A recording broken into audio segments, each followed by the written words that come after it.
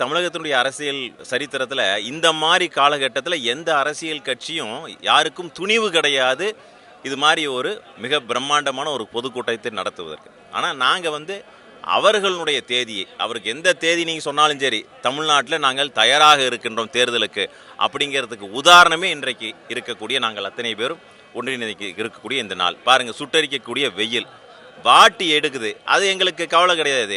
அமித்ஷா அப்படி நின்னாலே எங்களுக்கு ஏசி மாதிரி ஒரு குழுகுழுப்பு வரும். வரக்கூடிய தேர்தல் மிக அற்புதமாக எதிர்நோக்கி காத்து கொண்டு இருக்கின்றோம். இந்த முறை மிகப்பெரிய அளவில் தமிழகத்தினுடைய நம்முடைய பாரதிய ஜனதா கட்சி, தேசிய ஜனநாயக கூட்டணி மிகப்பெரிய அளவில் வெற்றி பெறக்கூடிய அந்த சூழ்நிலையை இப்பொழுதே நாங்கள் அத்தனை பேரும் நம்ம பார்த்து கொண்டு இருக்கின்றோம். அதாவது 4 மணிக்கு தான் கூட்டம், 2:30க்கே கிட்டத்தட்ட 20,000 பேர் முழுக்க இந்த அரங்கம் முழுக்க நிறைந்து விட்டது. இதுவே எங்களுடைய உற்சாகத்தினுடைய